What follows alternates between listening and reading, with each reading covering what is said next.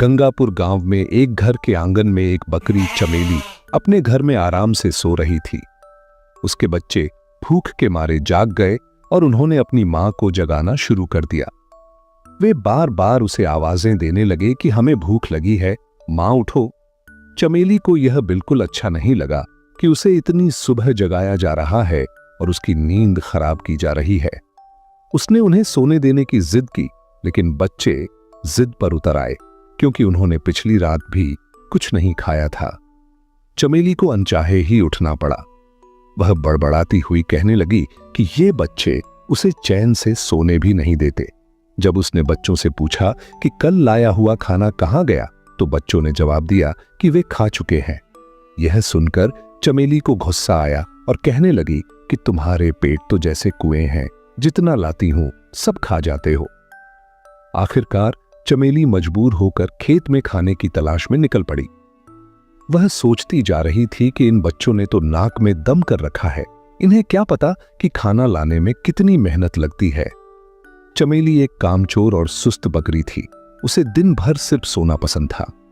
पिछली बार जैसे तैसे जंगल से खाना मिल गया था, लेकिन अब वहां के जानवर उसे कुछ देने को तैयार नहीं थे। वह सोचने लगी कि अब खाना कहां से लाए। इतने में उसे दूर एक बड़ा सा बाग नजर आया जिसमें बहुत सारे फलों के पेड़ थे। वह खुश हो गई और सोचने लगी कि चलो यहीं से कुछ फल ले लेती हूं।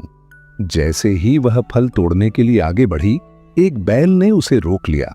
बैल ने उसे बताया कि ये फल खैरात में नहीं मिलते और अगर फल चाहिए तो कीमत देनी पड़ेगी।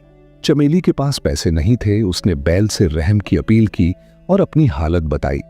बैल को उस पर तरस आया और उसने शर्त रखी कि अगर चमेली रोज बाग में पानी दे और रखवाली करे तो वह उसे रोज खाना दे सकता है। मगर चमेली ने काम करने से इनकार कर दिया और वहां से चली गई। आगे जाकर उसके पैर चलते चलते दुखने लगे। वह थक चुकी थी और कहने लगी कि थोड़े से खाने के लिए कितना चलना पड़ता है। इतने में उसे दूर एक इंसान का घर नजर आया जहां दो बकरियां आंगन में खड़ी घास खा रही थीं। चमेली ने सोचा कि ये मेरी ही जात की बकरियां होंगी, ये जरूर कुछ खाने को देंगी। वह उनके पास पहुंची, मगर वहां भी उसे साफ जवाब मिला कि यहां मुफ्त में खाना नहीं मिलता। इन बकरियों को रोज मालिक को दूध देना पड़ता था, तब जाकर खाना मिलता है। इतने में घर का मालिक आया जिसका नाम हरिया था। उसने चमेली से पूछा कि वह कहां से आई है। चमेली ने बताया कि उसके